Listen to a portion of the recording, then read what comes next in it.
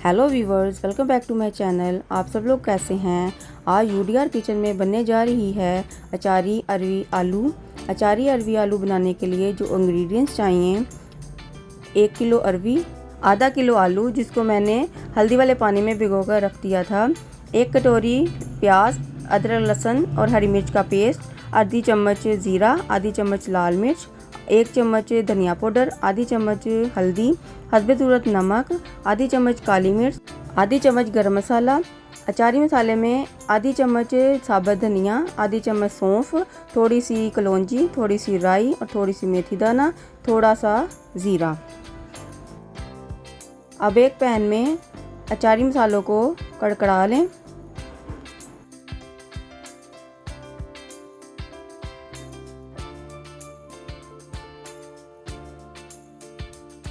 जब थोड़े से कड़कड़ा जाएं तो इसमें नमक डालें, लाल मिर्च डालें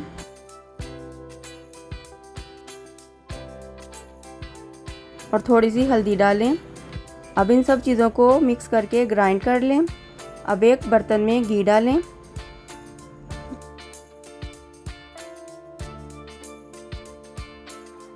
जब घी गर्म हो जाए तो इसमें थोड़ी थोड़ी करके अरवी फ्राई कर लें और बाहर निकाल लें।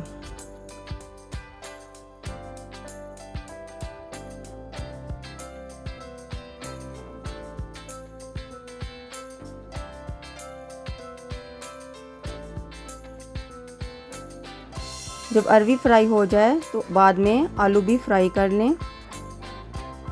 अब इन दोनों को 50% पका लें।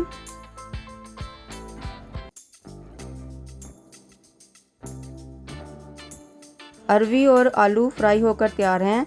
अब उसी घी में थोड़ा सा ज़ीरा डालें, प्याज, अदरक, लहसुन और हरी मिर्च का पेस्ट डालें। जब ये थोड़ा सा फ्राई हो जाए, इन सब चीज़ों का कच्चापन दूर हो जाए तो हल्दी डालें, नमक डालें, धनिया पाउडर डालें, लाल मिर्च डालें। अब सब मसालों को प्याज वाले मसाले के साथ मिक्स कर लें। जब थोड़ा सा मसाला भून जाए तो इसमें 2 कटे हुए टमाटर डालें और थोड़ा सा पानी डालकर अच्छी तरह मिक्स करके और 5 मिनट के लिए ढककर रख दें। 5 मिनट बाद जब मसाला भून जाए, घी ऊपर आ जाए, टमाटर सॉफ्ट हो जाएं तो इसमें अचारी मसाला डालें और इसको भी अच्छी तरह भून लें। अब इसमें फ्राई आलू और फ्राई अरवी डाल दें और हल्के हाथों से मिक्स करें ताकि अरवी लेस ना छोड़ दे।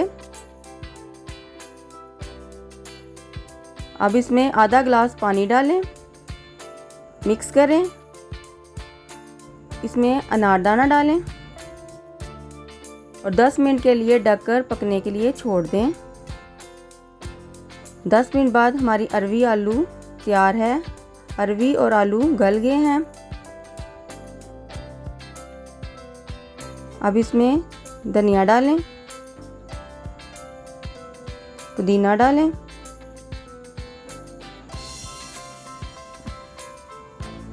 कसूरी मेथी डालें, गरम मसाला डालें, काली मिर्च डालें और हल्के हाथों से मिक्स करें और 5 मिनट के लिए ढककर दम पर रख दें।